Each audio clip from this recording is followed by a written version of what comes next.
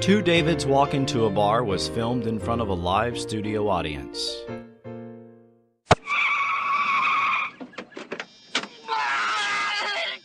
If I didn't have puke breath, I'd kiss you.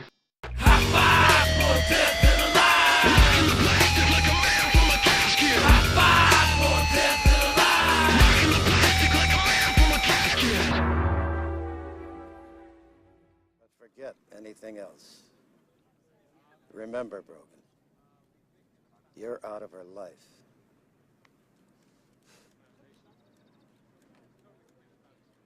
Figure that's up to her. You're not going to control us forever. Believe me. Good evening. This is David Anderson, and this is Two Davids Walk Into a Bar. I'm here with Mr. David Lawler. How are you doing, Mr. Lawler? Hello, Mr. Anderson. How are you? Hello, I am well. And with us today is a special guest, Mr. John Freilich. How are you doing today? Peachy Keen Jelly Bean, about 2 beers in, so ready to rock this. Yeah, we're nice and loose. Maybe you need your peanuts and a towel so you can have the full hyperspace travel. Beer nuts and a towel, and we're good to go. Okay. Well, and, this is our final episode for this video series. Yeah. We've only had one other guest, right? It was Gino. It was Gino. We've done other shows. We did a show with Chris Cooling. And, now I did not have a picture of Mr. Freilich, so I used my imagination. And this picture will be showing up every time Mr. Freilich talks. Oh, and that works definitely because I'm a diehard Simpsons fan. So I figured, because I was thinking about it, it just hit me because there was an episode of The Simpsons, the 180th Spectacular, where they're talking about Matt Groening, the animator, and they show him, and it just says Groening, and he flips out when the camera shows him. Get out of my office. So this is the episode where we're going to be talking about all the stuff that we couldn't get to before in this enormous series. This was how many episodes? 14 episodes, I want to say.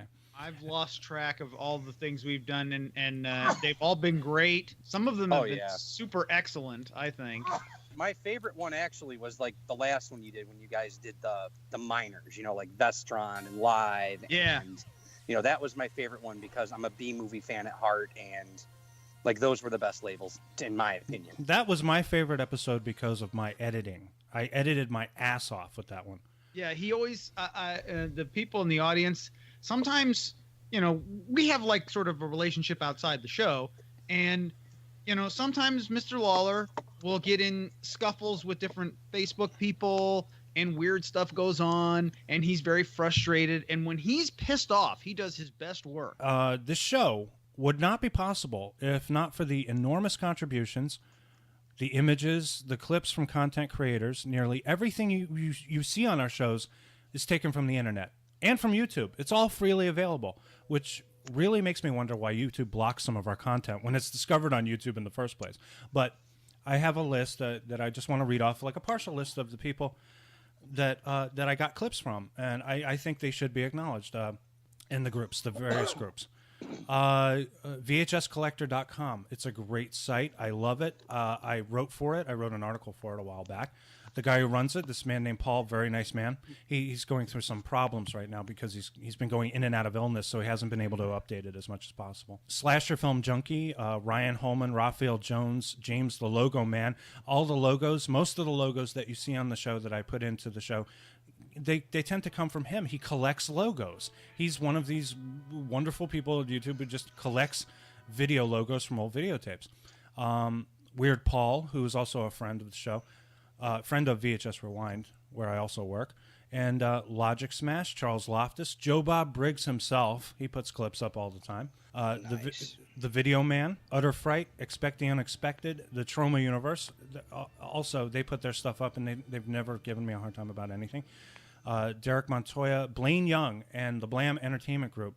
They have this site devoted exclusively to Disco Vision. So a lot of the information that we've gotten is from Blaine Young.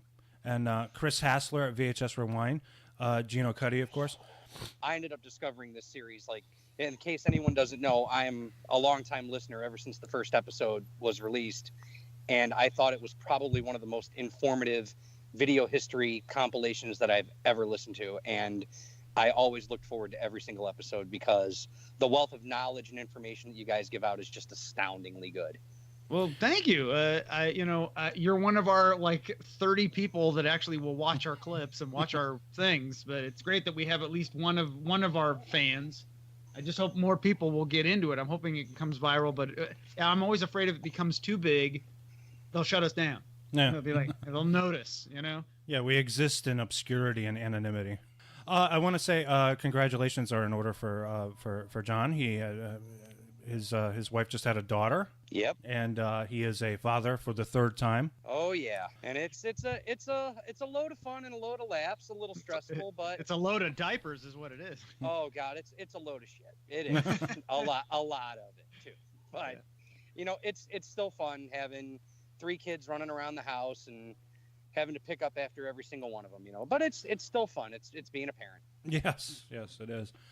Now, the first thing I wanted to mention, I cannot believe I forgot to do this, but I did manage to correct myself for the episode that just came out. In my little montage of all the beautiful women of low budget video, I forgot 2 women, and I totally forgot one that I'm going to mention. But I forgot Barbara Crampton, so I put her at the beginning of the episode. Oh yeah.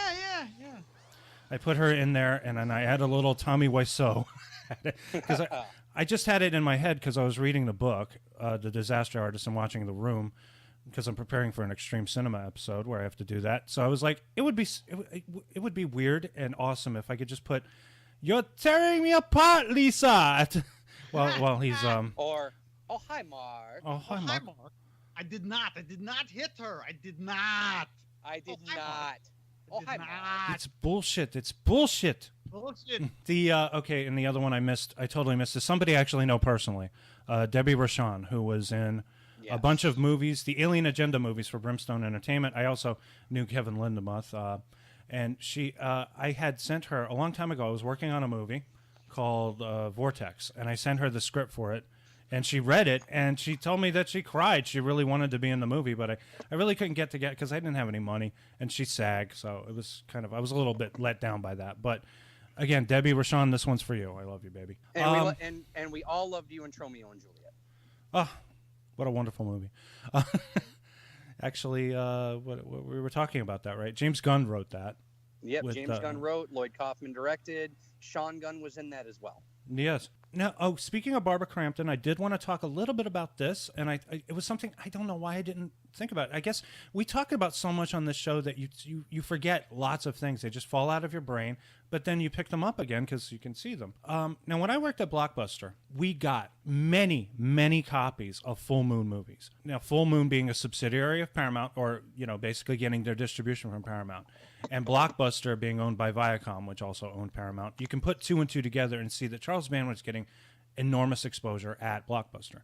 I thought that was an interesting thing to bring up because we would see many, many copies. I mean, like if you got like I don't know, if you got like 40 copies of Con Air, then you would be sure to get at least 10 copies of a movie like Head of the Family or Castle Freak. Well, and don't forget all the multiple Puppet Master movies that. We had a whole wall. Full Moon. I mean, when you see Puppet Master, I mean that was those first few Puppet Masters were pretty good. I mean, they were good schlock. The first 5, especially, like those are like the main 5. Anything after that is kind of bad. Yeah. I mean, there's a difference between it already being a bad movie and then just bad for bad's sake. And I cannot get past part 5. The one thing, there's a certain standard, there's a quality to Charles Band's work, especially with Full Moon. He got good. It seemed like he got really good production values. Well, remember when I think there was this movie, and it looked like they reused something from that movie. I think it was called Eliminators or something, where it was this movie called Mandroid.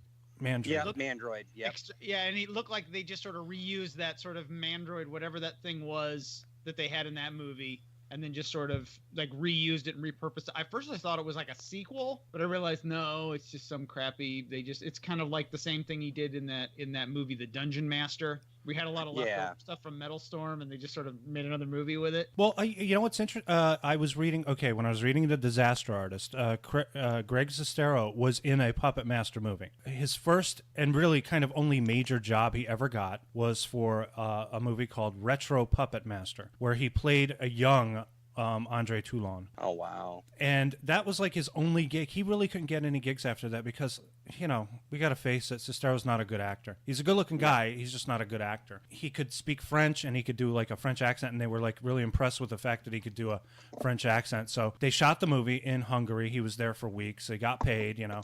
And it was done, you know, they always did have very good production values. Charles Band, he's a very talented guy, very talented filmmaker. I've always enjoyed his work. It's just his practices as a businessman really turned me off. His practices are very evil.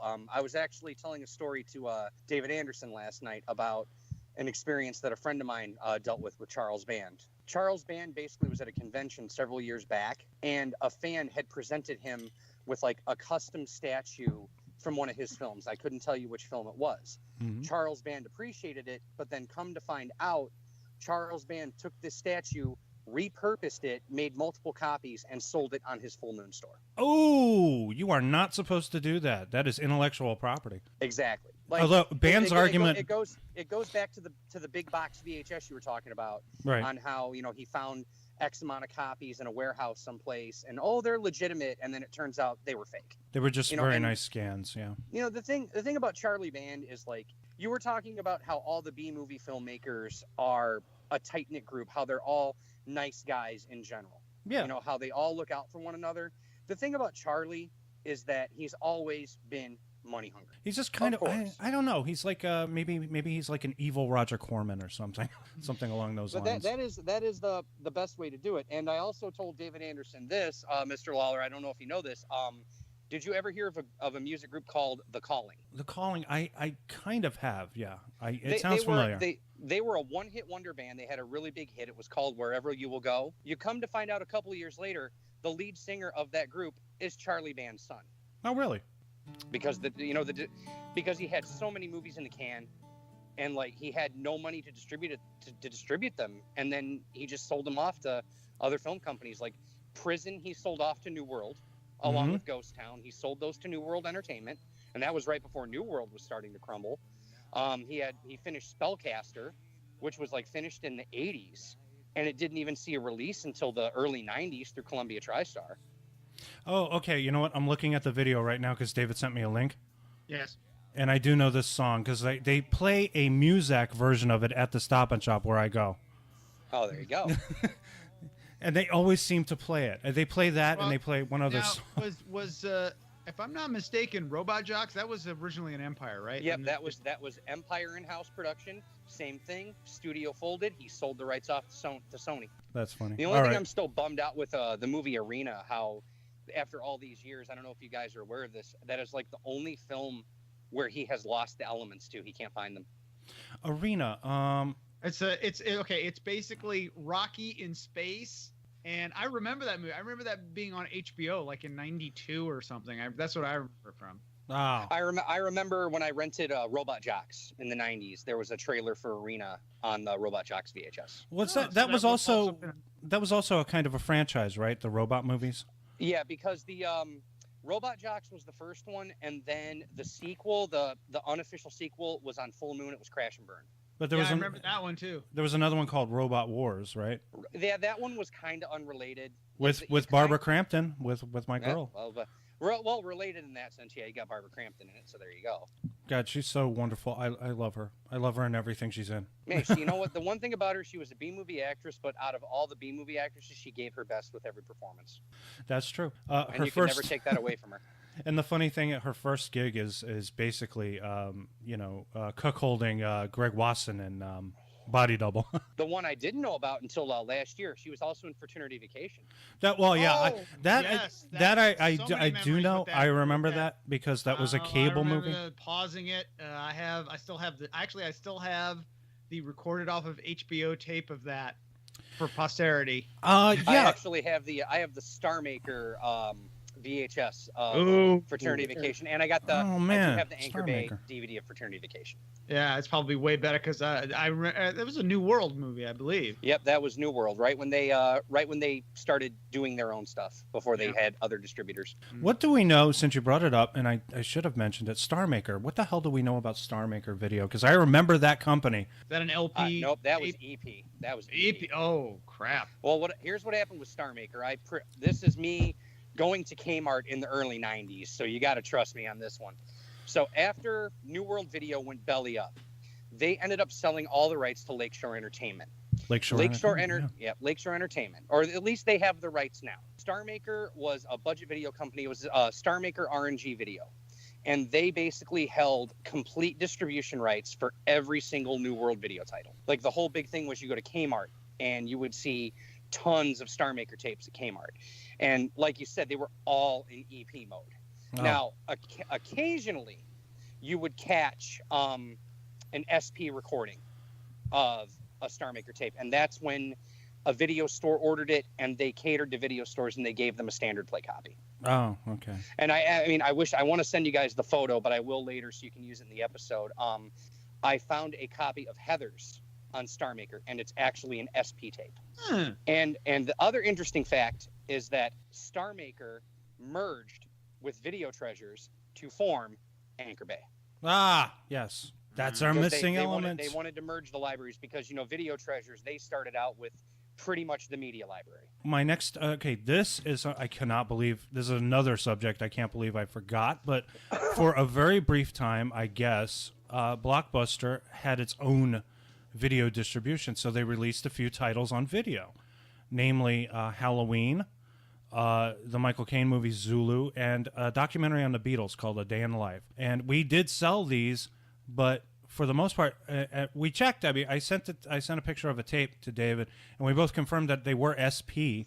They were very cheap, though. They were not manufactured very well, because when I worked at the store, we got constant returns because the tapes were damaged, and damaged like in the physical sense, where the cases were messed up, or the little plastic tab or the tray was broken or something like that. And looking at the back of the box, I can see that there's no other company in connection with Blockbuster, so it was just them releasing it themselves. Yeah, I remember seeing those in Blockbuster for $10. Anytime I see those all the time in the thrift store, and I'm a big Halloween fan. I always leave them on the shelf. You would have, at the store, you would have like a whole bay loaded with, I guess, what they called discount movies or something like that, or good values, good bargains, something like that. But they weren't, like, we would have like two bins. One would be like these good bargains that were new movies still in their shrink wrap for sale, and then we would have our previously viewed movies. So you would go, but most of the time those things would be returned. I can attest to that too, because the one fact I don't think I ever told either one of you guys, I used to work for Blockbuster. So you're a fellow Blockbuster brother. I'm a fellow Blockbuster brother. I would go to Blockbuster, so that's all I have to say about that. David would be the one pestering us. I'd be the one basically just looking for, okay, do you have Phantasm 3 yet? Do you and you'd usually get some dead-eyed CSR who didn't know what the hell you were talking about, because most of the time the people they hired had no knowledge of movies, Yeah. I guess except for me and John. Or my wife. I met my wife at Blockbuster. She quit and got a real job, and then we got married. But I was a manager at Blockbuster for a few years as well. So since we're talking about Blockbuster a little bit, I do want to. This is still something I firmly believe, and I keep seeing it in a lot of the groups that I'm still involved in. There's a lot of hatred for Blockbuster because they say Blockbuster killed the mom and pop store. I don't know if I agree with this, because to me, I didn't see it, if you truly supported your mom and pop store, you would go to your mom and pop store. If you couldn't find something at your mom and pop store because it was out, because they only had like one or two copies, then you could go to Blockbuster and get it. Either way, these things don't really affect the mom and pop store. I've worked for both. I've worked for mom and pop stores, and I've worked for Blockbuster. We got more business at Blockbuster because it was a bigger store with a bigger selection, and also the only video store in the area. It wasn't like our Blockbuster was, pissing in somebody else's pool. And the other store that I worked at, which was on the Upper West Side. I mean, we did very well, but the people who ran it just didn't know how to run a business. They ran it straight into the ground, and they spent way too much money because it was New York real estate, and that costs a lot of money. So I don't know that I necessarily agree with the mass consensus that Blockbuster killed video or the video store in general. What do you guys think? Well, I mean, in my area, we had Blockbuster, we had the Warehouse, we had Pop and Go, we had down the street. I had sort of more. It's called Video World. It was more sort of a local thing. We had, and then I had one on the corner, the First Video. I mean, we had a lot of video stores, and I'm just in regular, boring suburbia. Lots of different video stores, and it kind of became like, well, I'd start at one, and then if they didn't have it, I'd try another one. Right. Like, if they didn't have, like, oh, you don't have Back to the Future Part 2? Well, okay, here, I'll go down to Blockbuster. They got it there. It's more expensive to rent it there, but I'd basically go where it was cheapest and start there, and then if I had to go to and then eventually, as the years went on, like, they stopped, like, being stores that I would go to. Like, they kind of started closing a few of them. Mm-hmm. And then I was just like, I'm lazy. I'm just going to Blockbuster because I know they'll have it. And eventually it became, I go to Blockbuster because I know that they will have a copy. If I wait a week, I can go in. Even if it's not on the shelf, I can be the annoying person on the side where they're kind of going through the ones that are about to be put up. You know how it was. It's like they'd put them out on the counter before they would put them out on the shelf. Right. So I would go on the counter and I'd be like, oh, it's there. Okay, I'll take it. And then that's how I would do it. Well, in my case, I never actually rented from Blockbuster growing up. We had 3 video stores in my town, and I would go to them all the time. Like, we had a store called KNS Video, and then my parents got into a heated discussion with the owner, and they just quit going there. I don't know why. I loved going there, but we just quit going there. We had another store called Lion Video, and that was where I went all the time. I always say that the summer of 1997 was my education in horror films because it was a year before I could start working a summer job. I was only 14 at the time, and I would get an allowance every week, and literally every day I would ride my bike up to the video store and I would rent like B movie after B movie after B movie. Right. And the best part is, like you said about copy protection, all these old B movie titles never had copy protection. Right. So I always daisy chained 2 VCRs together, and I was dubbing tapes left and right. Oh man, I did that so much. So much. And then we also had another video store right close to me called Video Village, which I'm sorry to say they are getting ready to close their doors right now. They've actually been around 20 years. Well, yeah. Well, the fact that they're still around is a miracle. Oh yeah, the fact that they were still around was a straight up miracle. But now, with the advent of streaming and all this, it's killed them for the most part, and they're closing up shop. And they had a good run. They had a very good run. But, Did you see the video that recently was posted of the Blockbuster in Alaska? Yep, and the whole reason they still exist is because internet's an arm and a leg out there, and they can't afford to do streaming. Right, so they're still probably making really good money, and a lot of people are going there. Well, we actually have a video store in Park Forest. Family Video. Family Video's still around. And they're never going. Weren't you telling me about how, as much as everybody loves Blu-ray, DVD is still kind of where it's at as far as sales? Oh yeah, like I'll tell you that right now.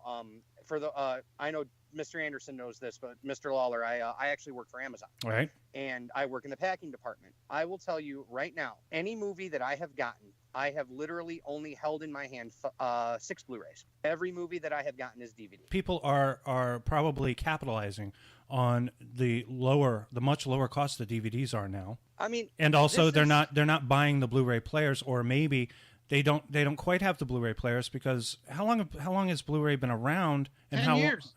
10 years. 10 plus. 10 plus. But how long has Blu-ray been around where it's been actually economical? I only noticed. Yeah, that's true. 7. It was probably, if you want to get technical, it was economically viable for about 5 years, from anywhere between 2007 to 2012. Well, this is what I remember. I think the first Blu-ray player I bought, I still have, actually, it still works, and I think it cost over $200 at the time. Yeah, mine too. I bought one in 2009. I bought one in like April 2009. It cost me $220, and it had the early sort of streaming. It had sort of early streaming on it, sort of. It just has Netflix. But it's also, like you said, it's like your older player where it has the old style video outputs. Yeah, it actually has the outputs. The RCA. You can hook it directly into an old style TV with no problem. Which is what we do in the bedroom. We have our tube television. But the first Blu-ray that I bought, Sony, I think, 2010, and it was over. I think it might have been a present, actually. I don't even think I spent money on it. But then I bought a new Blu-ray player that I wanted to have for the living room for our big TV, and that one cost about $79, and they're going down even more now. Yeah, so. They're dropping down like crazy. I mean, my first one was a PlayStation 3, which I got in 2008. First Blu-ray I ever bought was Blade Runner. I just like, I mean, along with you guys, I prefer my physical media, and it will always be that way. I mean, I collect Laserdiscs, for God's sake, you know. I wondered if you guys picked up on this particular observation I had, is that these Blu-rays are actually going down dramatically in price. I picked up several movies for like I don't know, like $20. I like four or five Blu-rays. Yeah, older catalog titles are like $5-6. Even this Wolf and Warner archive title that I bought was $6, and it brand new from Amazon. I buy everything from Amazon. Really? So. The archive version of Wolfen was only $6? Yeah, it was only $6. Sometimes things go on super sale. Like I just happened to I recently bought Wonder Woman because it went on sale. It was only $14.99. Oh, that's and it's like a deluxe edition. So, and not to mention, I'm a DC whore, so I have to. Anytime a DC film comes out, I get the digibook from Target. Oh, cool. So I've got Man of Steel, Suicide Squad, Batman vs Superman, and Wonder Woman all in digibook format. Oh, I'm sorry. Hey, you know what? I told you guys this last night. Batman vs Superman, while it was a flawed film, its theatrical version should have never been released. It should have been the director's cut. Yeah, I liked it. I have that too. That was another one that went on sale for $15 and I got it. I actually like it, but it's a lot of it is because it's one of my few Blu-rays that actually has like Dolby Atmos on it, and I can like test it out. We're segueing so effortlessly into the next subject because we can just keep going. Okay, now I wanted to bitch a little bit about Sony on-demand Blu-rays, and I know John had something to say about that too because we talked about it for a little bit. I don't understand this. We talked about it too. They're putting out these on-demand Blu-rays, which are like BR, basically. They're BD25. Yeah, BD25. BDR, BD25s. And they're dying after like all these people are complaining about them. They're dying after 3 plays. You can't get more than 3 plays. Am I to assume it's basically kind of like, because they used to make DVD recorders, and I assume it's basically like they have a Blu-ray recorder and then they record it as necessary, but it's not like a properly stamped disc. And there's probably error messages up the yin yang. It's like if you were to get something from the Warner Archive, like how Warner Archive when they press DVDs, when they give you a DVD, it's burned, but when they give you a Blu-ray, it's actually factory pressed. Okay, Sony is giving you burned DVDs, and it's ridiculous because the price they charge. They want $25 for a burned copy of Real Genius. And they honestly think people are going to spend that kind of money. I want $25 for something I could make myself in my Blu-ray burner. I mean, a lot of these movies do pop up on Netflix, Amazon, a lot, so you can just kind of wait. I mean, I'm sorry, I have Real Genius on DVD, and I would rather watch it on DVD over a burned Blu-ray. I'm sorry. That's just true. my opinion. Oh, yeah, going back to the point you were making before about how DVDs are still selling like hotcakes, as it were. A lot of that could be because of computers. I find it's very difficult. I can't really watch a Blu-ray when I'm on the computer, but I can watch a DVD. I can just pop it in. I don't have that's something I want for Christmas. Both of you take note of that. I want an external Blu-ray player for my computer just so I can pop in Blu-rays. But we'll get a Kickstarter going for you. Okay, I do want to make a correction. It turns out I was wrong about a Charter Video title. The trailer that appeared on the Crime Wave tape was The Quest, starring Henry Thomas, not The Wizard. And I think I was right. The reason is that both movies are very similar. And are they? Yes, they're very The Quest similar. It's about a kid he's like an American kid in the Australian outback with a weird thing. He thinks it's a monster, but it's a crane trapped in the water or something. The Wizard is about video games. But it's like 2 kids involved in an adventure, and the trailers are very similar with similar sounding music. That's why I got them confused. Next up, what? Well, I was going to say before we segue, Sony is actually seeing the error in their ways. Okay, that's good. Because they've I don't know if you guys know, 976 Evil recently got released on Blu-ray. 976 Evil, directed by Robert Englund. Robert Englund. It's got Evil Ed from Stephen Jeffries. Stephen Jeffries, yeah. And if I could say, the sequel was directed by our pal Jim Wynorski. Jim Wynorski. Yep, Jim Wynorski. Which I said I just saw a documentary about Jim Wynorski. It's fantastic. I sent David the link, but it's called Papatopoulos. Oh, jeez. It's a great documentary. I'm just glad Sony's been wising up and listening to their customers, because 976 Evil easily could have been a BDR title, but I think the fans said, you know what, don't do it. You know, do what Shout Factory, do what Arrow's doing, do what Lionsgate's doing. Release like this special edition. See how it's going to go. If it sells, hey, you can do more titles. They could if they have the capability to do that. If they have archivists, if they do the work that like Shout Factory, Scream Factory does, or these companies that are Criterion also, what you would ordinarily do, like back in the days of Laserdisc, was you would license your title to that company, then they do all the work, put it out, you get a percentage of the profit. But they do all the work. Isn't it kind of getting to like the Laserdisc level of like amounts pressed? Like there were these special editions, and there'd be like 2,500 copies, 5,000 copies, and then they would. Well, that's when Sony licenses out to Twilight Time. They only do like the 3,000 or 5,000 copies, like Fright Night. When they licensed that out to Twilight Time, they only did 3,000 of the first run, and then they did a second run, which was 5,000. In principle, I really like what Twilight Time is doing, but they're charging too much money, I think.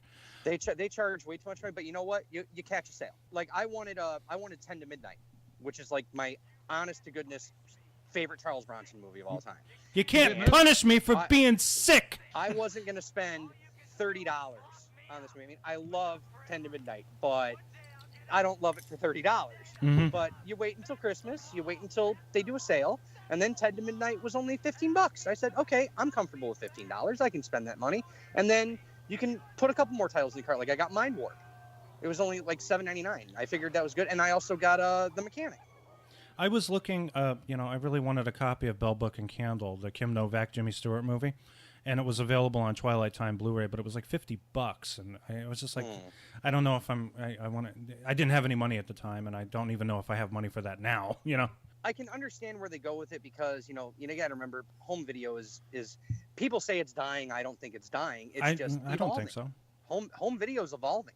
It's evolved so much. It's gotten. We don't go to a video store anymore and get movies. We don't put that much thought into it. So now we rely on descriptions.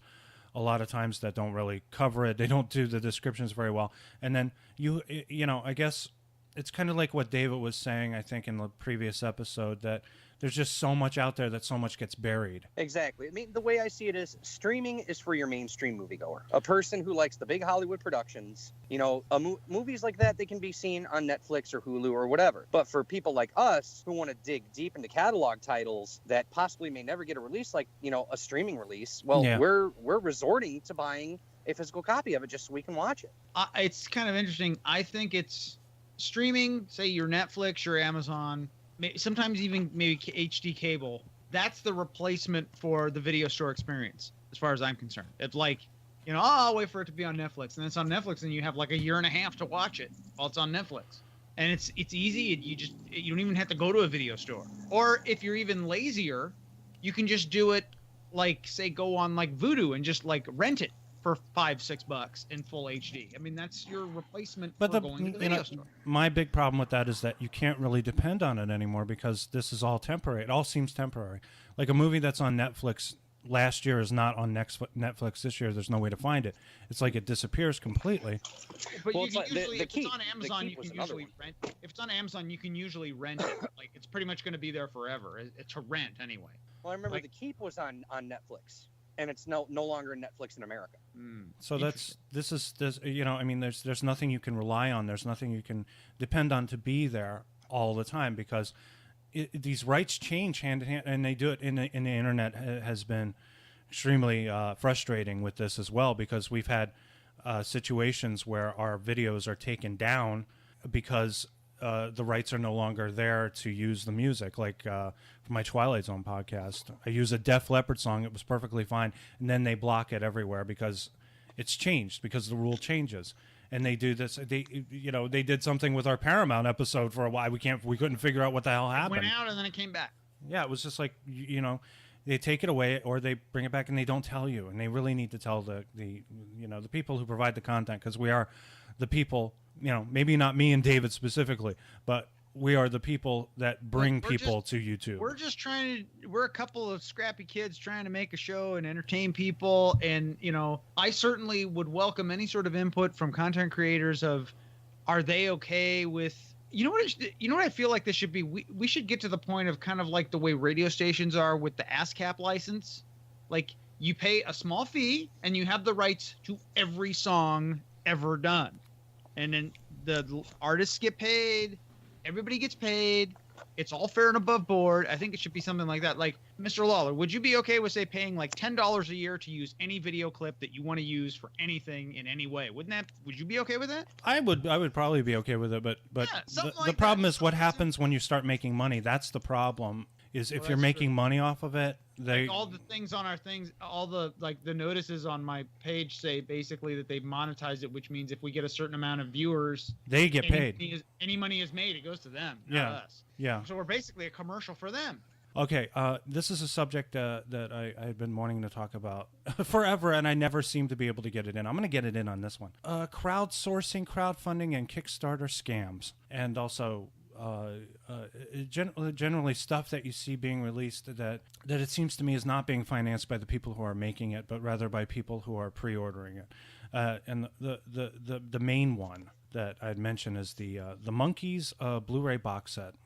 Now, my wife is an enormous Monkees fan, and a year ago they announced the release of what would be a Blu-ray box set of all the Monkees television episodes into this package, and they were charging $200 for it. And now, first, it's 2 seasons, less than 100 episodes, and the episodes were available on DVD for a long time anyway. So the only thing they could really be possibly offering would be to clean up of the negatives and then high definition scan and then putting it out on Blu-ray. What disturbed me about this was that no product was being offered until orders were being put in, and then they claimed it was a limited edition thing. The project was delayed by several months. I mean, like, I think altogether maybe 6 or 7 months. It was my suspicion at the time that they were using people's pre-order money to actually produce the box set, rather than, and this is Rhino, and Rhino kind of does this kind of stuff. They kind of get into this weird crowdsourcing thing, but they don't call it crowdsourcing. So I feel like they're doing this sort of like in an on-demand kind of way, like how the Warner Archive does. But the thing about it is, I'm not spending $200 for a Blu-ray of Wolfen on the promise that they're going to make it. They make it, they get the money, they make it, or whatever. It's an on-demand situation, whatever that is. I felt it was a bit scammy. And what's more, when the packages finally did ship 7 months late, they were shipped badly, and a lot of them came in damaged. And then Rhino stops picking up their phone to answer complaints. And I always thought that was a problem. And in addition to that, the crowdfunding that goes on, generally what happens is if you invest in a product, then you should be entitled to revenue from sales of that product. And crowdfunding and Kickstarter were not really they weren't making that clear.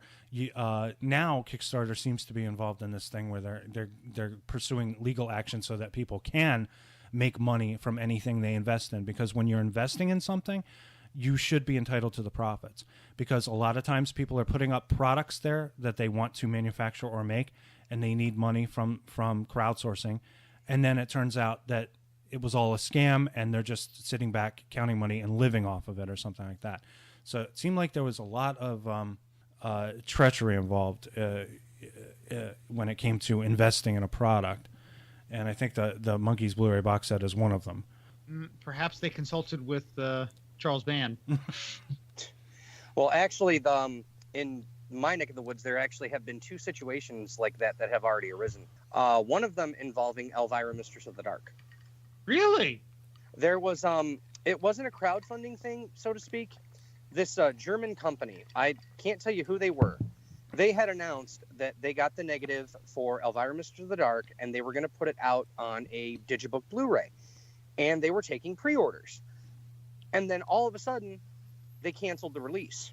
What had ended up happening was that this company was taking all the pre-order money, and they were using all that money to finance the project. Yes. And when they did not get enough money to pay for the negative scan, to pay for the cleanup, they had to cancel it because they didn't have enough money to get the film out of hock. They couldn't get the rights or something. They had the rights.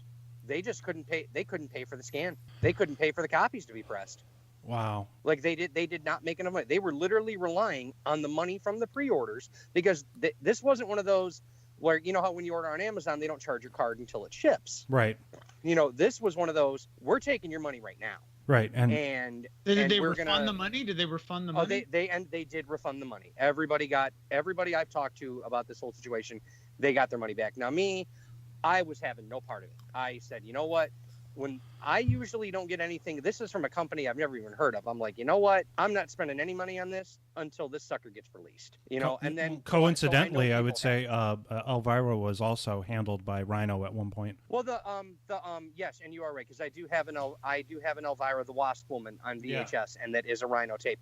But in the case of the movie, that's kind of like it's a rights issue. Like Elvira holds half the rights, like Cassandra Peterson, holds half the rights. Yes, and then Lakeshore / New World Pictures owns the other half.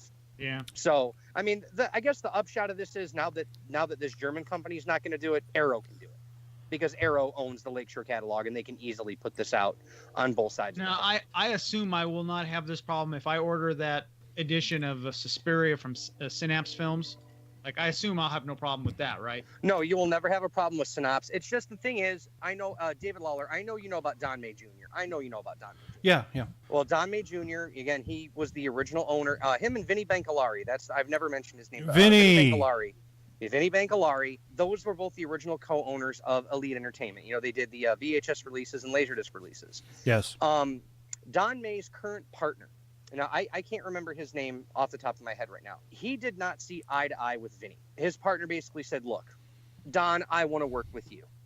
I don't want to work with Vinny. So you want to partner up with me? We'll create a new company and we'll start buying up film rights and we'll start releasing stuff. Right. That's where Synapse Entertainment came into play. Okay. You know, but the thing is with Don May, I was getting a little off track. Don May likes to take his time. Like, Popcorn just came out on Blu-ray. Popcorn. Yes. Jill Scholen, right? That was with, what's her name? Dee Wallace was in that. Dee Wallace, okay. Dee Wallace. It took him about 5 years to finish it. So he really does prefer to take his time on these things, yeah. Because the reason was, one of the big holdups was Sony still had the rights to it. He was trying to get the original 2-track stereo magnetic tracks. He wanted the original audio mix. He didn't want something that was a second or third generation. He wanted the original mix. That's what took the release so long. Okay, so these materials are bouncing all over the world. You have to track them down. You have to find them. And a lot of times these materials don't even survive. They'll be destroyed. Exactly. They'll be destroyed by, well, nowadays we're in a more of a preservationist kind of a kick. This started, I think, with Laserdiscs, where it was obvious that it was really difficult to find this stuff, and we're trying to remaster. We're trying to put together a new package. Nowadays, we're seeing more of this kind of archival stuff going on. But there are some, like David talked about it. There are some movies out there that we will never see because they are gone. They're gone. They're completely wiped out, destroyed. The big one is the Alamo, the original Roadshow version. You'll never see that again. Yes. I mean, the movie isn't great to begin with.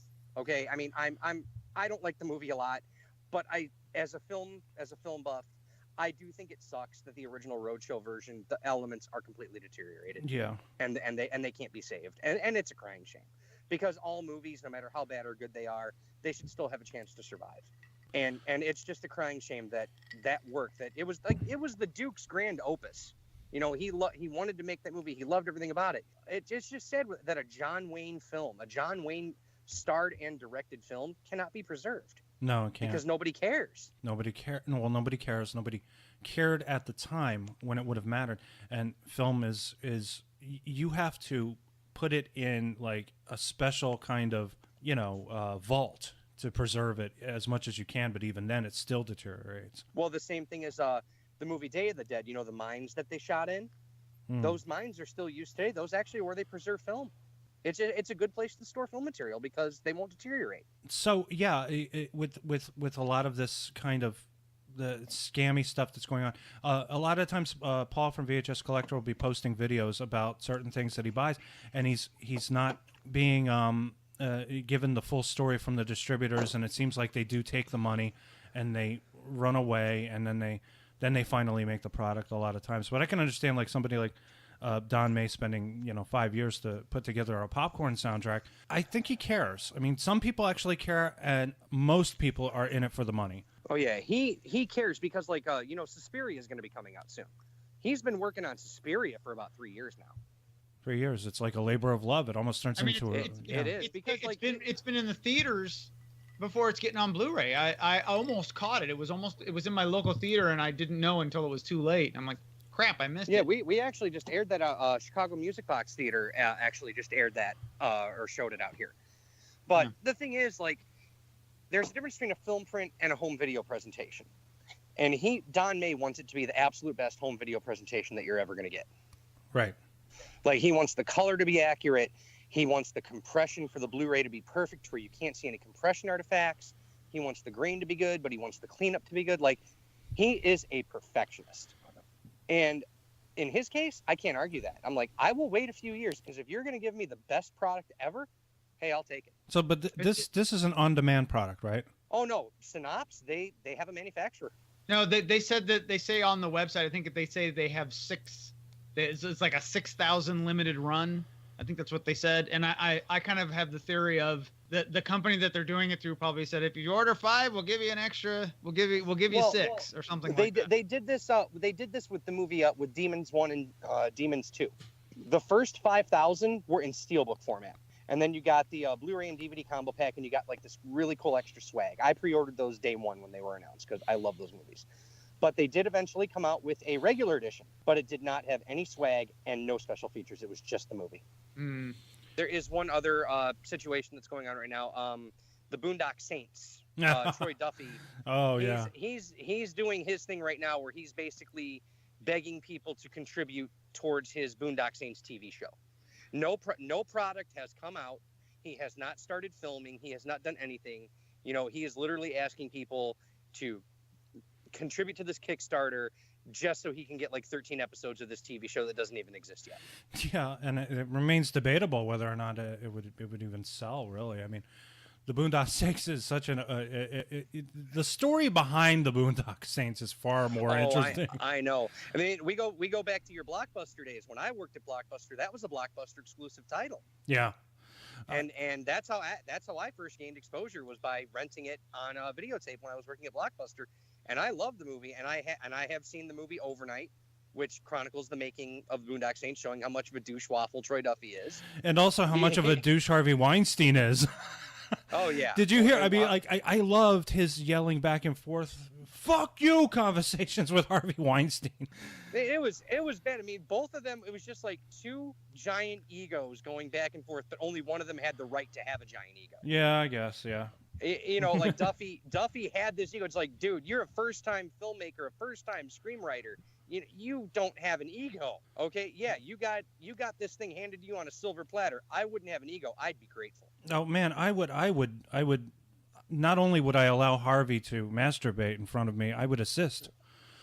Exactly. I'd give him a reach around. Come over here, Harvey. Yeah, I mean, yeah, for the amount of money that I could be making, I mean, life in general, even without that kind of stuff, is humiliating and disgusting and weird. It wouldn't mess me up, at least not now, not as an adult. I'd be like, you know what? Just another shitty thing that I got to do to get things done. I don't care. Yeah. Whatever.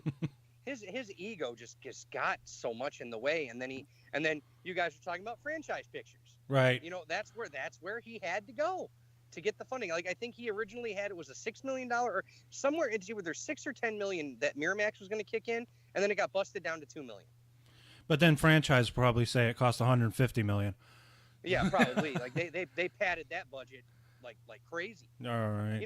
And then you feel even worse about the distributor Indican, who only ran it in 5 theaters. Yeah. So you're saying that Duffy is now doing this kind of crowdfunding thing for a Boondocks TV show? Duffy is asking for money for something that doesn't exist. Well, I don't know. I mean, like it's like what that it could work as a TV show, I guess. Now that I think about it, it could. I mean, he's already stated it's a prequel. It's going to show the lives of Connor and Murphy McManus. It's going to show them as young kids leading up to the events of the first movie. Well, sometimes these crowdfunding things are actually like totally legit. Like, remember they made the Veronica Mars movie? Mm-hmm. They Yeah.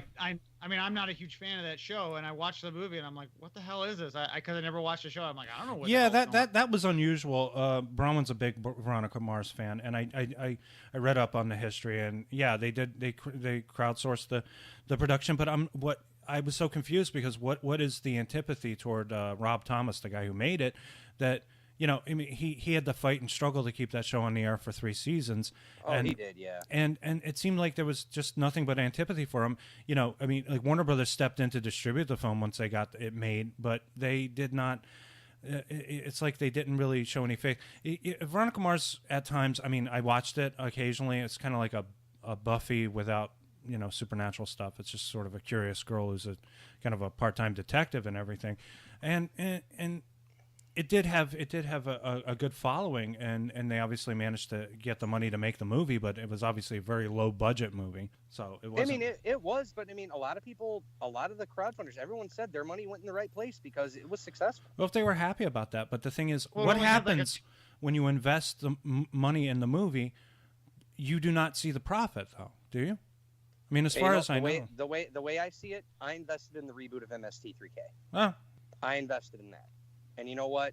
That's money well spent, because they gave me 14 or 15 episodes of entertainment, and as far as I'm concerned, my money went in the right place because I love the fact that the show's back, and I love what they've been doing with it.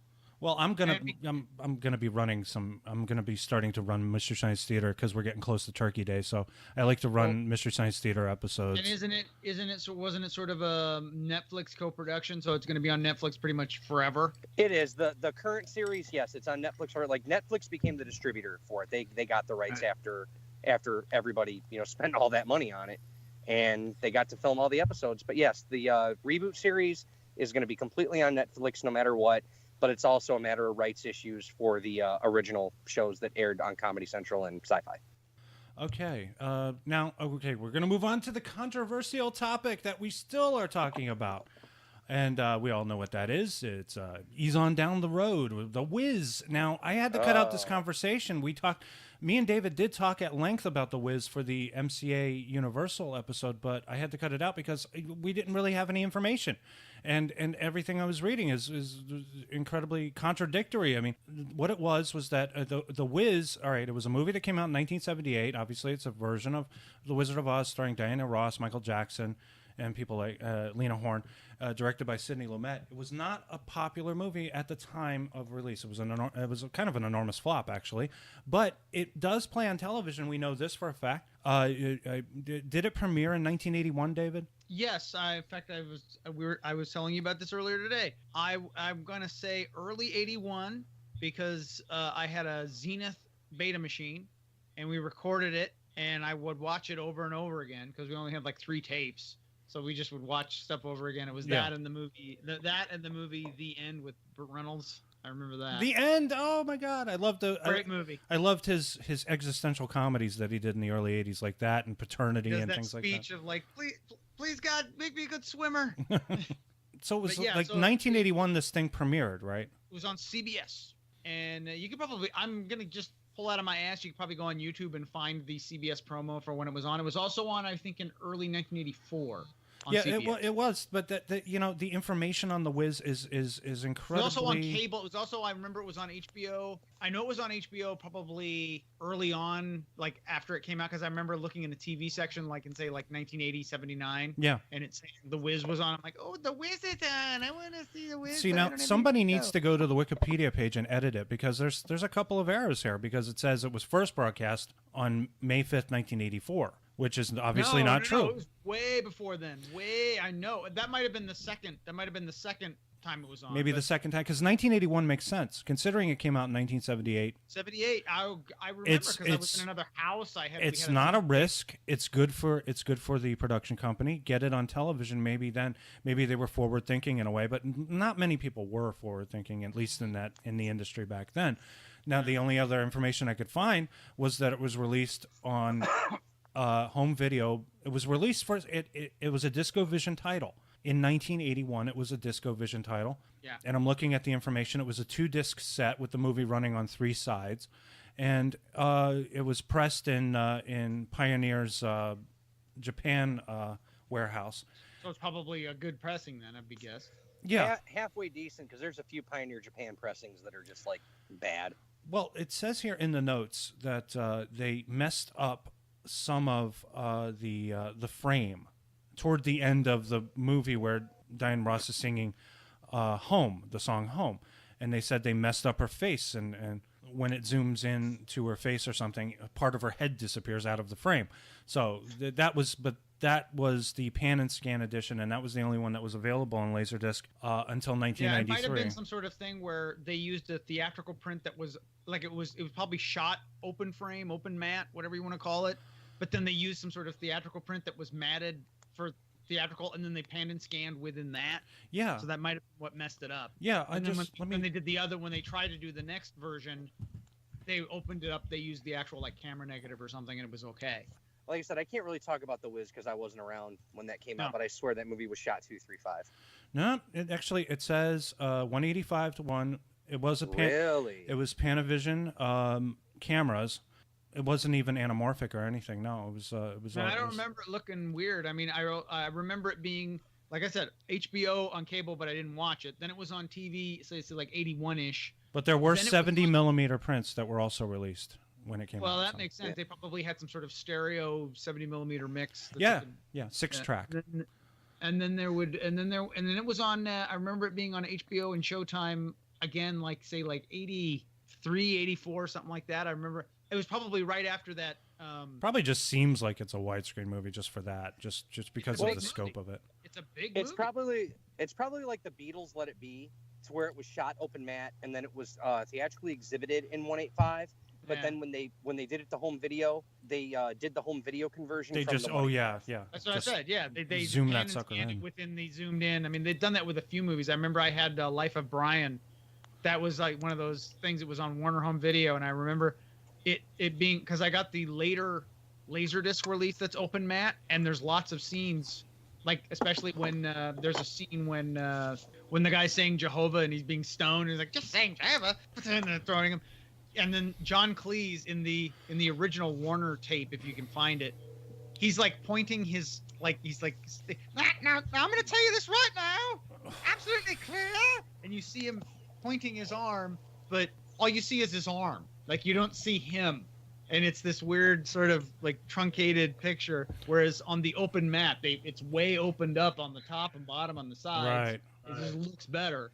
The both of you have sent me pictures of the video cassettes that were allegedly released, and I only say allegedly because I think there might have been issues here. They were my guess is Laserdisc had already been packaged and shipped out, ready for sale, and went on sale. And I don't know if this is true. Is it possible that Laserdiscs were released before video cassettes came out of a movie? Yes. I mean, is it possible? Of this, yes. Of this, probably yes. They would. Yeah, because definitely. It was a disco vision. They kind of like would. You would think that they would release it all together, VHS, Beta, Laserdisc, all together, and pick your format. I think in the early days of Disco Vision, it was kind of like, hey, we have our own format. Although if it was a 1981 release, that was near the end of them trying to sort of get it together and be Disco Vision until they finally sold the whole thing to Pioneer and let them do it. Yeah. It's weird. You would have a Universal film would be a Disco Vision release, and then everything else would be like an MCA home video, like the VHS, the Beta. That was like MCA home video. They're almost separate things. Or in this case, in '81, it's MCA Video Cassette Incorporated. That was when, and then they switched over to MCA. They became MCA Home Video in 1983. And it'd be like this, and then there was sort of in between stage between everything kind of coming out on its own package of. It said like MCA Video Disc Inc. And it was this special. It had like a sort of a bar, like you can catch like these. Yeah, I got that right in the upper left hand corner. Yeah, and it'd be like there, and that was kind of its own thing for a little while. But then eventually, everything was sort of consolidated. It would just sort of look. It would look a little spaced out, a little different because it was a different shape. And they all say like MCA Home Video. And this is when John shared a rather bizarre picture. That I've seen before. It was the Wiz on Beta, right? Mm-hmm. But it says MCA Video Cassette Incorporated on the box and MCA Home Video on the label. So, I'm gonna look and at that's it from again. 1983. Now, I was talking to Mr. Anderson about this one last night. Now, it was not uncommon for Universal, and this is later era Universal as well, to package an older cassette in with a newer box. Now, case in point, I recently got a copy of Halloween 2 on VHS. Okay. And the outer slip box says MCA Universal, but Okay. the actual cassette itself just says MCA. And these, okay, now you have these physical products. They don't look new or anything, like, right? They look authentic. They're authentic. I mean, the same thing happened with Phantasm 2. I picked up a copy of Phantasm 2. It said MCA Universal on the side. When you took the tape out, it just said MCA on it. These seem to be like flaws, and flaws are rarities, and they would be worth quite a bit of money then. Can I tell you, this has nothing to do with movies. It's Van Halen's 1984 album. Mm-hmm. Okay, now, Van Halen made the album 1984. It has a song Jump on it. It's a big hit, right? I have a Canadian printing of this record, and the back cover is printed upside down. Oh, wow. That makes it extremely valuable just for that flaw. I actually have a flaw myself. I have the first 4 Metallica albums on vinyl. Okay. And these are all original pressings. I'm talking Megaforce for the first 2. Right. I have right. original pressings of these. Kill 'Em All and Ride the Lightning. And Yep. Yeah. Ride the Lightning in particular, on the back cover, it says "For Whom the Bells Toll." Oh, I got to check mine. Wait, was this on a... Yes. Oh, these are vinyl, right? Yeah, this is vinyl, the original Megaforce pressing from 1984. Okay, because I have like the original compact disc of Ride the Lightning. So I got... that was like one of the first CDs I ever bought. Metalheads. And the original Master of Puppets vinyl, even though Metallica had signed with Elektra at that point, the original Master of Puppets actually has the Megaforce logo. Still has the Megaforce logo on it? Oh. Yeah, okay, has those... it has a tiny little Megaforce logo on the rear of the jacket near the corner. All right, you got yourself a college education for your daughter there. You just bought that. Oh, believe me, when I purged my vinyl collection, I kept those. Oh yeah. I would never get rid of those. Yeah, it happens, and that's the thing is, you correct those flaws immediately and put out a new issue. I don't think that MCA cared enough about this movie at the time. Maybe, and one of my theories, because I have the different photographs. One says 1981, another one says 1983. The Laserdisc comes out in 1981. You're assuming that a product was manufactured in 1981 and possibly remanufactured for MCA home video in 1983. Something happened, and because I had never personally, in my experience, just in my experience only, I'm telling you two gentlemen, I have never seen a videotape of The Wiz.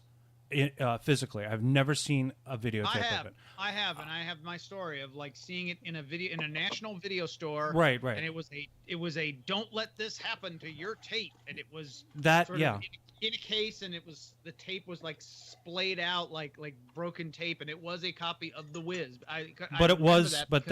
That's promotional though. That seems to be a promotional thing. And I said, why is this popular movie being ruined? And that might be why, because maybe it was a promo tape. Yeah, and the other picture that John sent me it looked like it was part of a promotional giveaway. This one looks more accurate to me because the MCA Video Cassette Incorporated logo is on both the tape and the box, but it also comes with this kind of a video cassette catalog, a little video cassette catalog. So this might have been a promotional item that was sent out. But also, The Wiz, the title itself, The and Wiz, The is on top of Wiz, whereas on other tapes I've seen, The Wiz is all written out in one word on one line. So that is also a strange incongruity there, like this tape here from 1983. Now this one from I can't make it out. I think that might be 1981. I'm not sure on that first. If it was the VHS that I sent you recently, it was the 81. Well, no, this looks like beta. Oh, the beta. These both look like betas to me. I'm not sure about the other one, but if you saw that and it was part of a promotional thing, like don't let this happen to your tape or something like that, it was like, we got all these junk whizzes that we can't sell, so let's just make them part of some kind of a package. But I never saw it until at least until the 1989 MCA Universal videotape. that was put out. They figured out whatever the rights of who needs to get paid for what, I guess. Well, this was my theory. My theory was Berry Gordy. Berry Gordy had a very tense relationship with Michael Jackson. Michael Jackson, because of his popularity with the Jackson 5, instead of re-signing with Motown, they move over to Epic, and I think Berry Gordy was pissed off about that. Yeah. Jermaine Jackson remained at Motown, but still. I'm looking here at the Blu-ray right now that you could buy, and it's only $9.47 on Amazon. Wow. And it says right on the thing, it says The Wiz, and then right under it, it says a Motown production. It says a Motown production. Isn't that interesting? Because Motown, it was its own independently operated company out of Michigan. Now I think it is a part of Universal. It might it might just be. I think MCA bought them at some point. That's probably how they were able to figure out the rights of like, well, we own it. So do you think maybe they bought Motown to get The Wiz? Because think about it now. In 1978, Michael Jackson was a pop star, but he wasn't the king of pop. He exploded in the 80s. He became the enormous, and everybody. The Wiz is always going to be a niche. Everybody wanted a piece of Michael, though. Everybody wanted a piece of him and wanted to make money from him. I don't think they did it to buy the Wiz. Now, you get Motown Records. You buy Motown Records. You're buying Motown Records. You're buying the Jackson 5. You're buying all the other cool stuff that they did over the years that I can't sing off the top of my head. Well, yes, that's also true. Now, as far as Epic was Columbia Records, right? Yes, that was Columbia. I think when they did that, they turned away, and that's Berry Gordy getting pissed off because his cash machine is no longer with him anymore, and he might have held up the rights. There might have been distribution. I'm only speculating. Well, you got to remember the reason is because it was all because of Joe, Michael Jackson's father, right? Because he wanted to go with the best company that would treat his kids the best. And to be honest, everybody got tired of doing bubblegum music that they didn't write themselves. Right. You got to remember, none of the Jackson 5 stuff on the Motown label was written by any of them. Mm-hmm. It was all prearranged stuff. And even when they moved to Epic, this is of course Jermaine. He stayed with Motown. Yes. Mainly because he was married to Berry Gordy's daughter. Yes, at the time. The first he was their Andy Gibb. Going Places was the Jacksons, that was their first album, and that was written by Gamble and Huff. It wasn't until they did the second album is when they finally got to do their own thing. No more, restrictiveness, no more, we're going to hold you under a freaking microscope, we're going to put our thumbs over you, we're going to finally let you guys do your own thing. And they were fine. Motown would have never let them do that. And you got to give Michael and you got to give, everybody else credit. They did the right thing. He always thought, Michael had said this on his deathbed, that Berry Gordy was always like a father to him. Even though they were at odds and they had their friction, he always thought of him like the father he never had. Yeah, and Joe most definitely was not, yeah. Yeah, he loved Berry Gordy, and Berry Gordy, in spite of the bubblegum music, he did a lot for the Jackson 5. So Michael Jackson probably did The Wiz as like a huge, huge favor to Berry. Even though they were kind of at odds at the time, he still did it as a favor. Now, if I'm not mistaken, Michael Jackson, because if this came out in 78, so off the Wall is Epic, and that comes out I think in 79. So he probably does. This is probably his last hurrah with Motown. It'd be my guess. Well, no, actually, the Wiz was his last Motown hurrah until you get to Motown 25. Which was he comes on five that, years later. yeah. Probably but then, I guess, Epic was, Off the Wall was the very first Epic album that he ever did, with that company. Yeah. With Thriller, it was about timing. The entire success of that record was timing. It was because MTV had just broken out. Yeah. All this stuff. If not for MTV, that album would have never been as popular. That album came out in '83, and you said you were like 1 when that came out. It came out in November of 1982. Right, but it was right at the cutoff of the Grammys, to where, because you got to remember, Thriller won all the awards in 1984. You'd figure, why wouldn't it win in 1983? It was because it was released at the cutoff period. Right. Oh, okay. Grammy. Because I was there, because I was like 72, so I would have been like 11 and 12 when I got it for my birthday when I turned 12 in 1983, and then of course then later you get the Making Michael Jackson Thriller Restaurant, VHS, that pretty much put them on the map. 66 million copies sold worldwide so far. Is it still more than it's always Eagles? neck and neck with Eagles' greatest hits. It's always neck and neck with it. It has surpassed it.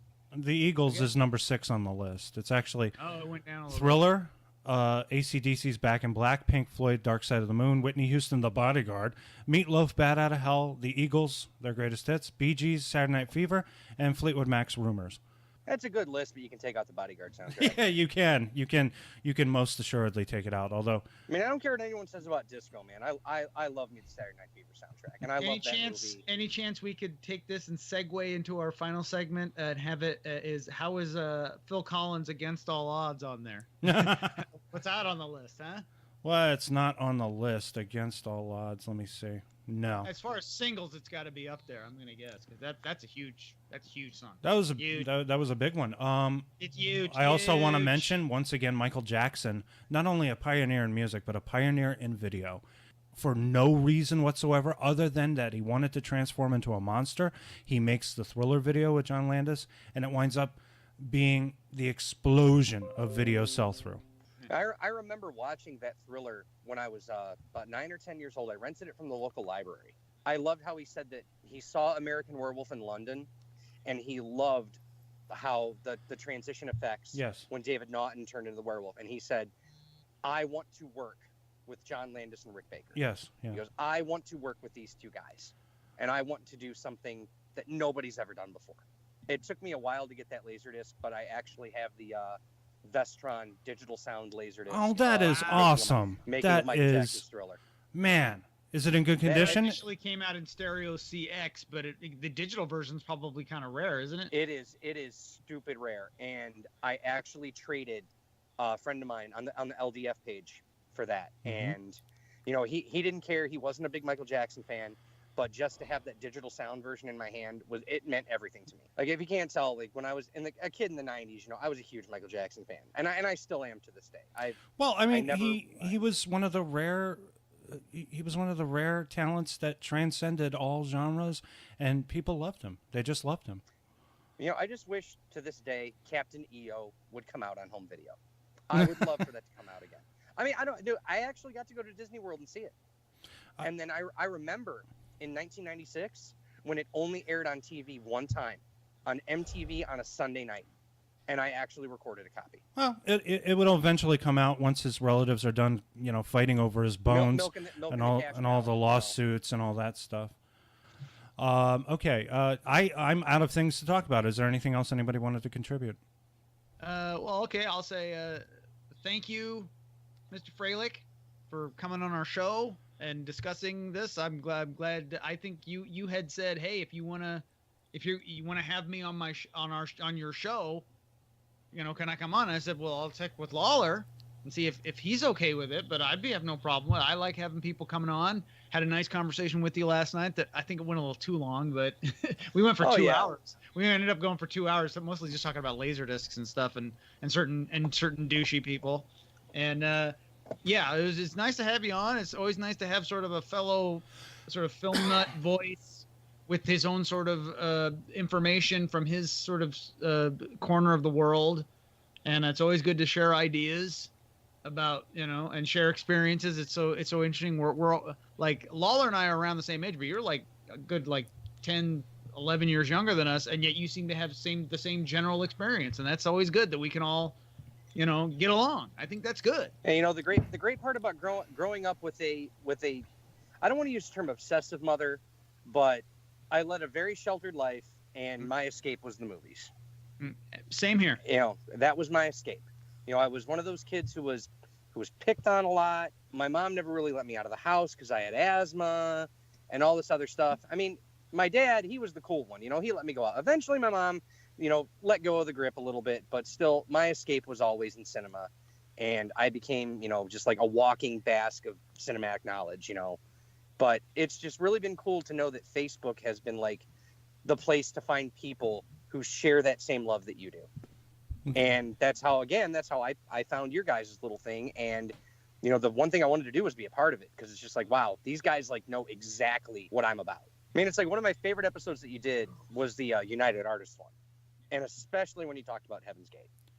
Yeah, that was a lot of work. That was a lot of work. Was that what got you inspired to get that tape? Did you get the tape and hear our show, or did you hear our show and then get the tape? Like, how did that work? I had heard your show, And then after that, I immediately popped on my Laserdisc and I wanted to watch it because I had not seen it in so long. And then you and I were talking that one night. We were talking about how I got, this REO Speedwagon long box VHS of Live Infidelity. And then I decided to look up Heaven's Gate on eBay, and I saw that long box copy. And it was like in pristine condition. Yeah, and then and you I, told and me I, and I had to get it. It ended up being even better because it's sort of an older cassette case. It was brand new. It was sealed. It was an older cassette case, but it had a newer tape in it, so it's like in full VHS hi-fi stereo. Yep, full stereo. And that was what I was going to tell you, Mr. Lawler. Like, again, companies did do that from time to time where it was not advertised as hi-fi, and occasionally you got that hi-fi tape in the case. That's unusual.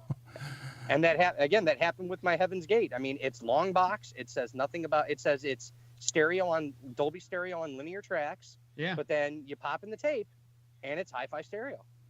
Or as in the case of Shock Treatment with me, advertised as hi-fi stereo, but just a muddy mono mix that was on the muddy, tape. wobbly sound. Yeah. Then we go back to video treasures. You know how many quote-unquote hi-fi stereo video treasures tapes I bought, and they were just like the Good Times tapes, and they were in crappy LP, mono. You have to crank it up to 10 just to hear anything. Just to hear anything, and those were the rough days. Those were the bad days. But Echo Bridge keeps it alive. The worst DVD Blu-ray company imaginable. I mean, hey, we go back to the era to where we have a crappy LP tape with no sound. Nowadays, we have a company that decides to put 4 movies on one DVD. Yeah, I have one of those actually. I bought it at Rite Aid, right like a block away from my house. They had 4 movies on it, and I only wanted one. I only wanted the Phantom of the Opera Dario Argento uncut version, and it was on it with 3 other movies that I never even heard of. So, is this on one disc or all on? I have it right here, and it is Source 1. It says Source 1 Entertainment, Phantom of the Opera, uncut, Minotaur, something called Minotaur, a movie called Wicked Ways with Michael Rooker and Rebecca De Mornay, and a movie called The Fourth Floor with William Hurt. Jeez. And I'm gonna take the shrink wrap off here. This is another thing. The thing about DVDs, what I hate still is the stupid sticker on the top. I hate that sticker on the top. You can't open the thing. Whereas with Blu-rays, you can just pretty much just rip the shrink wrap off and they open. It's so much easier. That's what you gotta love about VHS. You just had to rip the cellophane off, pop out the tape, and you were good to go. Yeah, and what's more, you don't have this problem that you have now with on-demand and all that stuff. Oh, bloody hell. Okay, it's 2 discs. Yeah, it's 2 discs. The name of the company is Source One, which I've never heard of, but it seems to be a combination of 2 companies, New Image and Millennium. Okay, yep. That's Avi Arad has something to do with Millennium Entertainment, I believe. That name, I know that name. What is it? He worked with Seagal back in the day. Like he produced a lot of stuff for I want to say Carolco. He did a lot of Carolco stuff. Okay, all right. And then he basically adopted the Carolco philosophy, but he did it for budget constraints, and that's where Millennium Entertainment came in. Oh, all right. Oh, I hate this. Okay, there we go. Now it's off. Yeah, I'm gonna. You know what? I think I'm gonna probably take a look at this because they look like. Okay, what I like about them is they look like horror. They look like old school horror exploitation movies. So I'm gonna take a look at them, but they're all full frame. Well, then you're not gonna lose too much on the compression because using a full frame transfer in a DVD takes less compression than an actual 1/7/8 to 1 transfer. But this is the main selling point. They were $5, and with my Rite Aid discount, they came out to like $3 and change. Oh wow! So I got a good deal on that. All right. If there's not anything else, let's wrap it up. What do you say? All right, that's fine with me. I think we did a great show. I think you're probably getting hungry right now. Oh, I'm starving. Yeah. This we're doing a great. We've done a great show. We've done a great series. I think we've talked about everything we can talk about. I'm sure there's a whole bunch of stuff we've forgotten. Yeah, please send me angry emails or Well, they're gonna go to me because these go up on my YouTube page. Yeah. Or take my profile picture and defile it again. Yeah, no. But I think that we're doing a great series. Of course, Mr. Lawler will take all this raw information and edit together a genius show, I'm sure. Yeah. Mr. Freilich, would you like to do you have any final words?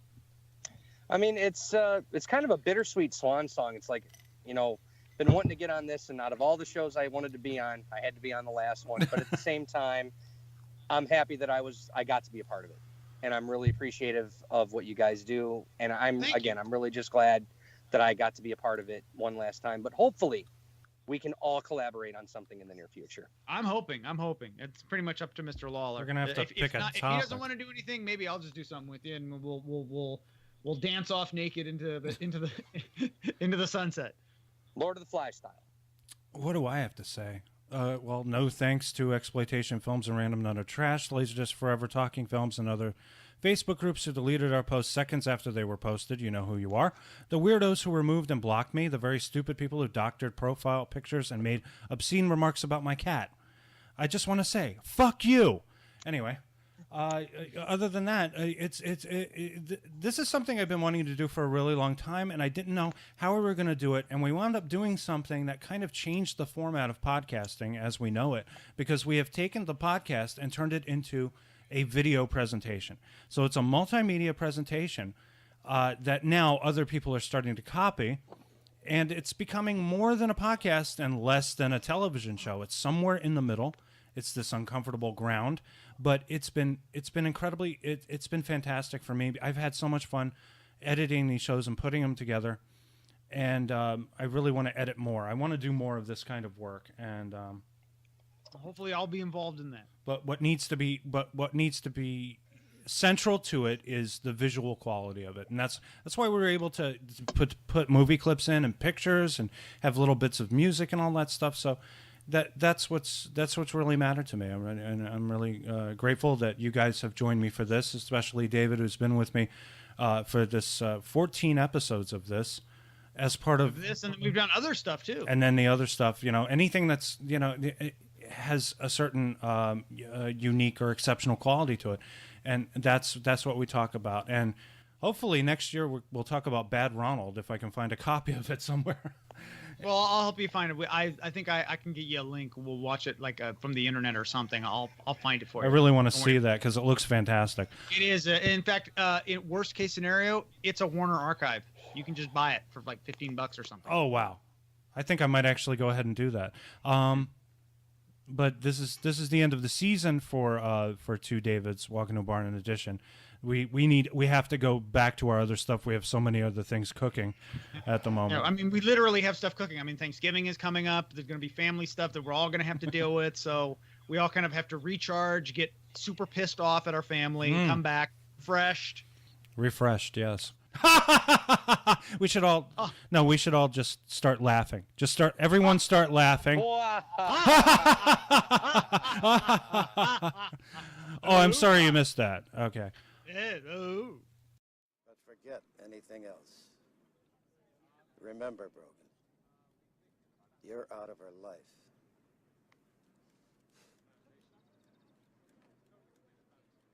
Figure that's up to her. You're not going to control us forever. Believe me.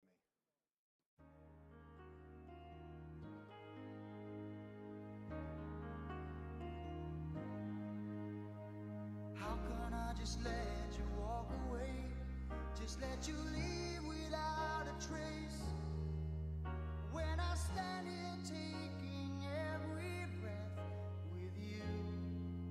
Ooh, you're the only one who really knew me at all. How can you just walk away from me when all I can do is watch you leave? 'Cause we've shared the laughter and the pain, and even shared the tears. You're the only one who really knew me at all. So take a look at me now. There's just an empty space. There's nothing left here to remind me. Just the memory of your face. Oh, take a look at me now. There's just an empty space. And you coming back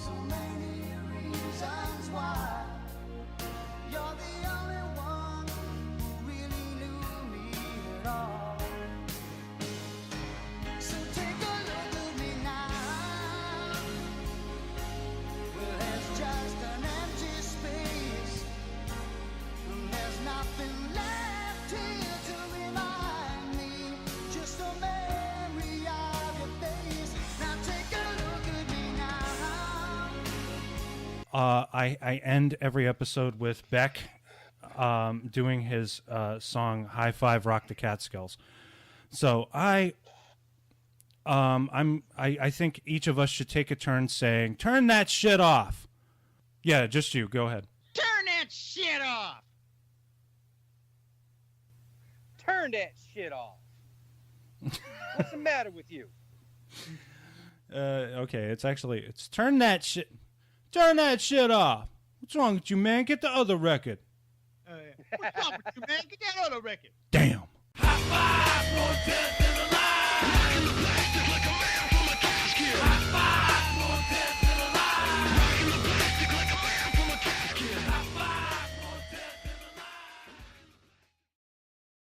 I'm going potty. You want to hold my dick?